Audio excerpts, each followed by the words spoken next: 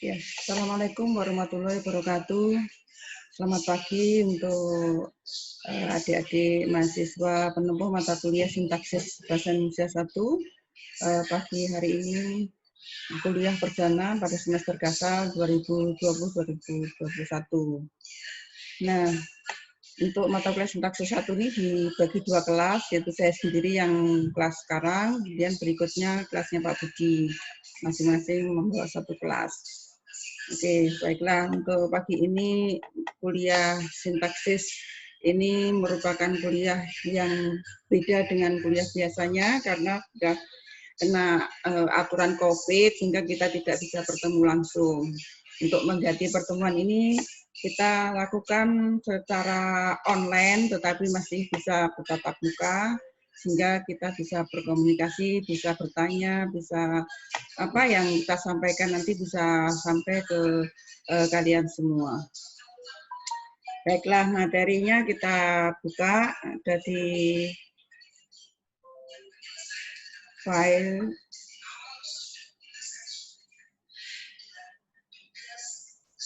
Ya, baik.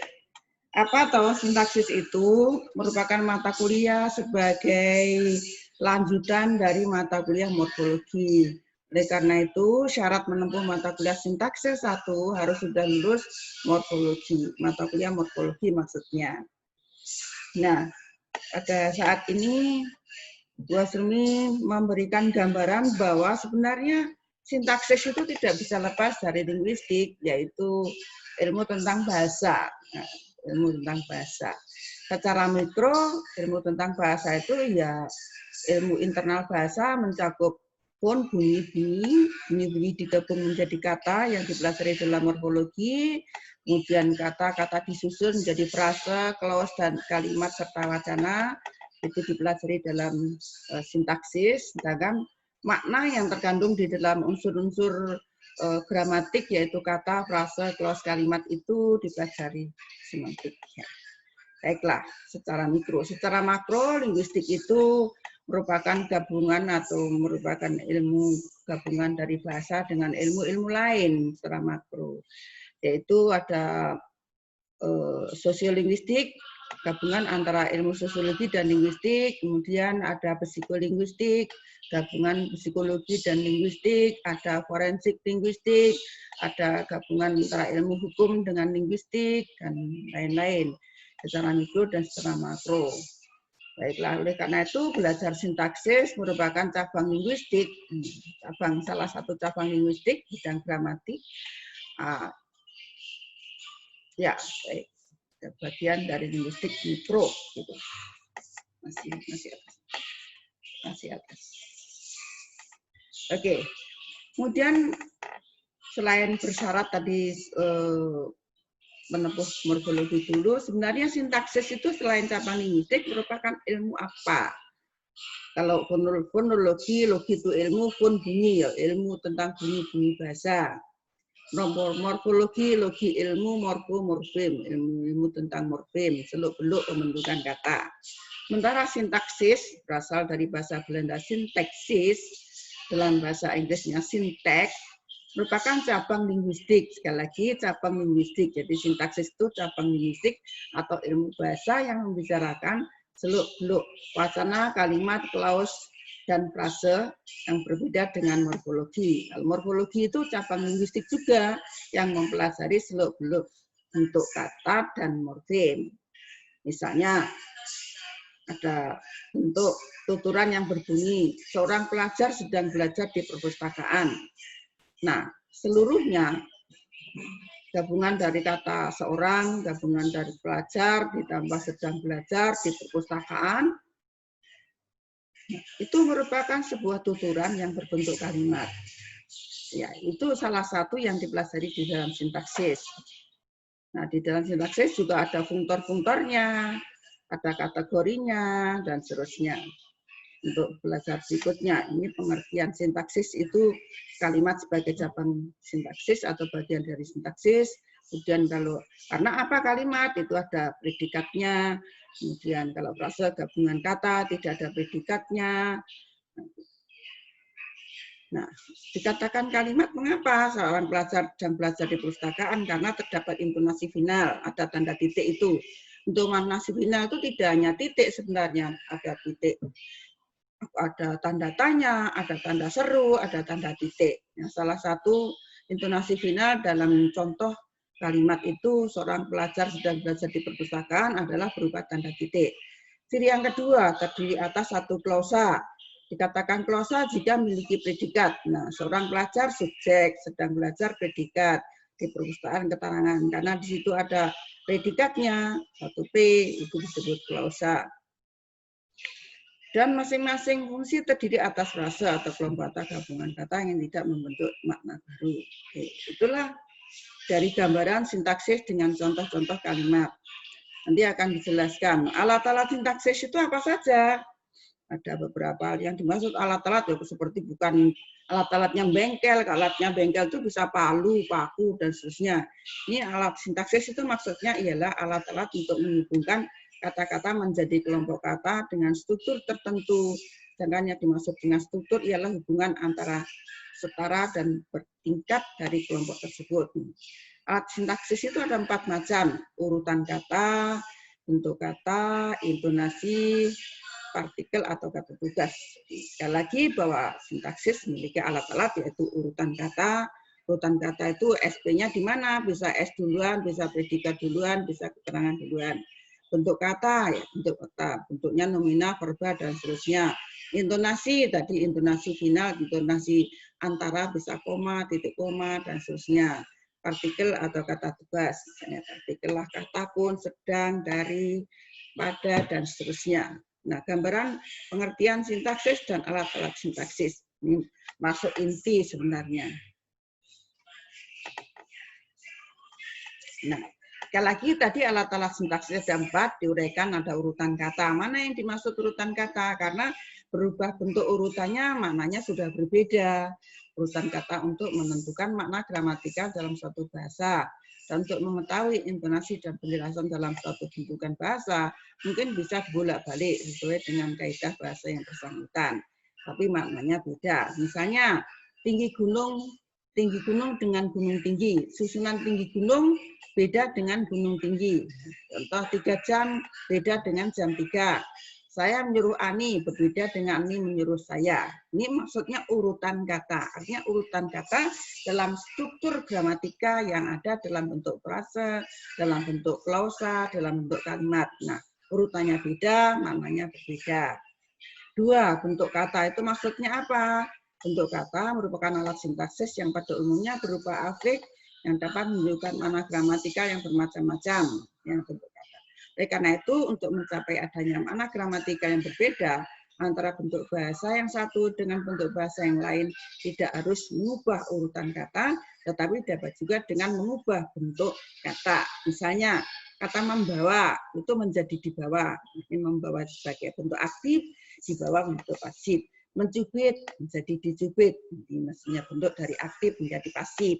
Bisa juga bentuk kata itu dari nominal menjadi verba. Yang ketiga, alat sintaksis yang ketiga yaitu intonasi. Maksudnya intonasi itu kalau kita ngomong, intonasinya meninggi atau merendah atau datar-datar saja. Maksudnya apa? Intonasi itu lagu ucapan dalam kalimat. Mengapa Anda pergi? Berarti intonasinya naik. Iya, saya sedang pergi ke rumah nenek, intonasinya turun, misalnya begitu. Di lagu ucapan dalam kalimat itu intonasi. Yang dalam tulisan atau ejaan dinyatakan secara tidak sempurna. Tadi kan ucapan lisan. Bagaimana kalau secara tulis intonasi itu ya, sempurna? Yakni dengan tanda baca atau pemakaian huruf. Bisa untuk menandai batas antara pokok atau fix dan sebutan komen. Dengan intonasi dapat diketahui jenis-jenis kalimat tanya, perintah, dan informatif. Nah, di dalam bahasa tulis biasanya untuk jeda itu sudah ada koma. Itu kalau ada tanda titik, intonasinya titik, berhenti. Kalau tandanya tanda tanya, intonasinya naik. Kalau tanda seru, intonasinya agak keras. Gitu. Nah, namun biasanya nih tergantung dari dialek masing-masing. Jadi kalau dialeknya Jawa, Jawa Timuran, Jawa Tengah itu kalau titik itu berhenti itu turun. Tapi kalau dialeknya Sunda, titik dibaca naik. Satu contoh, pasar, Kalau di Jawa Timur, ibu mau ke pasar, di Sunda, ibu mau ke pasar, jadi naik. Jadi intonasi ini standarnya kalau titik itu berhenti turun. Kalau ini standar, tapi dipengaruhi juga dialek para penutur masing-masing. Kemudian yang keempat, kata tugas tadi sebagai partikel, bisa dari, di, ke, jangan, dan atau, lalu, walau itu sebagai alat-alat sintaksis yang keempat. Nah, baiklah, saya teruskan. Mungkin ada beberapa pertanyaan yang saudara sampaikan sebelum bicara yang lain. Kemudian selain alat-alat sintaksis, ada satuan-satuan sintaksis. Satuannya apa yang membentuk sintaksis? Satuan yang paling kecil adalah kata. Sedangkan lebih besar adalah frase, clause, kalimat, dan wacana. Namun, kata, kategori kata, jenis-jenis kata, itu sebagai satuan terkecil dari sintaksis, tetapi tidak dipelajari di dalam sintaksis. Kata itu dipelajari di dalam morfologi. Namun, dalam sintaksis harus tahu bahwa jenis-jenis kata itu karena nanti akan analisis kategori kata, analisis kategori frase, itu membutuhkan pengetahuan tentang jenis-jenis kata. Sekali lagi, kata tidak dipelajari sintaksis, namun perlu diperhatikan harus diketahui adanya kategori-kategori kata dan kategori-kategori frase. Sekali lagi, kata itu apa? Kata itu satuan gramatikal bebas terkecil karena kata tersebut berpotensi untuk bersendiri, artinya berdiri sendiri, tidak dapat disisipi atau diselakan oleh kata-kata lain. Ini berdiri sendiri itu bermakna begitu ya. Misalnya kata pergi, itu kemanapun itu kata pergi itu memiliki makna, pergi suatu tempat. Kalau sudah orang Tionghoa bukan pergi, tapi biasanya diucapkan pergi. Pergi mana mau? Pergi mana kok? Pergi. Tapi bahasa Indonesia baku itu pergi. Hanya kalau ada ucapan-ucapan lain itu bergantung dari dialek atau dialek masing-masing. Kata datang juga sama, merupakan kata mengapa ini mampu berdiri sendiri. Mandi dan sebagainya. Nah, ini kan kalau dilihat kategori nanti kita pelajari jenis-jenis kata, ada 10 jenis kata di dalam bahasa tradisional, tata bahasa tradisional. Berbeda dengan bentuk kata dunia modern, 2 kata lah. Kalau kata pergi, datang, mandi, itu 1 kata. Pergi 1 kata, datang 1 kata, mandi 1 kata. Pergi itu verba, datang verba, mandi verba. Berbeda bentuk dunia modern, itu dunia dan modern ada 2 kata. Karena bisa disela oleh kata yang, dunia yang modern, itu kata. Menjadi dunia yang modern. Itu hal-hal yang berkaitan dengan satuan-satuan sintaksis. Nah, sebagai mahasiswa yang sudah lulus morfologi, berikutnya harus tahu bahwa di dalam tata bahasa tradisional itu ada 10 jenis kata. Nah, yang kalau sudah ingat seperti itu, kita tata bahasa tradisional itu menganut aliran Yunani kuno. Ini berbeda aliran Yunani, nanti kita harus tahu bahwa sebenarnya berbahasa itu bagi orang Yunani itu merupakan sesuatu yang harus dimiliki, harus dikuasai oleh masyarakat Yunani sejak awal. Mengapa? Karena kalau bahasanya bagus, berarti karena bahasa untuk alat berdoa. Jadi kalau bahasa kata-katanya bagus, indah, itu diharapkan doanya terkabul. Gitu. Jadi maka kalau berdoa kata-kata maknanya yang indah-indah, yang bagus-bagus, jangan yang jelek-jelek. Itu kalau menurut kepercayaan Yunani dengan kata-kata yang bagus tadi, intonasinya bagus, indah, enak didengar, berarti Tuhan akan mengabulkan apa yang diinginkan dalam kata-kata itu. Itu pergerakan pertama. Ada jenis kata benda, kata verba, gitu. Ya, dan nomina ada verba. Kemudian berubah atau bertambah. Berikutnya ada adjektiva, ada pronomina, numeralia, sampai 10 jenis. Sebagai wawasan dasar, ini ada 10 jenis di sini, kata benda, kata kerja, kata sifat, kata ganti atau pronomina, kata bilangan, kata keterangan, kata sambung, kata depan, kata sandang, artikulat, dan kata seru atau interjeksi. Baiklah, saudara-saudara telah mengikuti mata kelas sintaksis, mungkin ada sesuatu yang ditanyakan sebelum ada tugas yang harus atau latihan yang harus saya sampaikan, bahwa sintaksis itu tidak hanya mengetahui pengetahuan tentang sintaksis, tetapi Anda terus bisa membuat, nih ada latihan ini.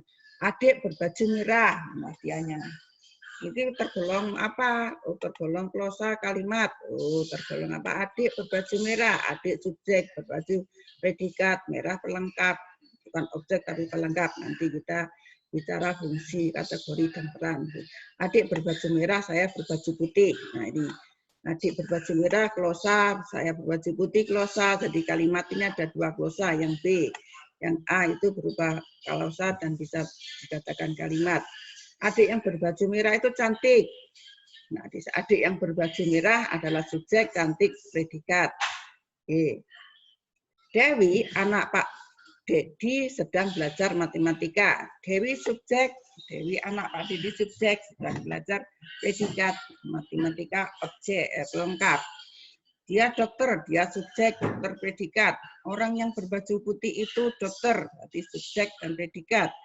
Apakah orang yang berbaju putih itu dokter?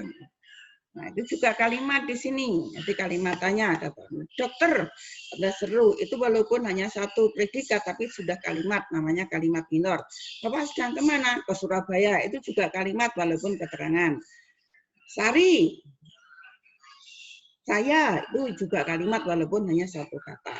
Inilah sekilas tentang pengantar mata kuliah sintaksis, dan nanti apa yang dipelajari setelah pengertian sintaksis berlalu, alat-alat sintaksis sudah tahu, kemudian satuan-satuan sintaksis sudah tahu, kemudian nanti kita akan bicarakan bagian-bagian sintaksis yang meliputi frase, klausa, kalimat, dan wacana. Baiklah, para adik-adik, mudah-mudahan bisa menyerap materi yang telah saya sampaikan pagi ini.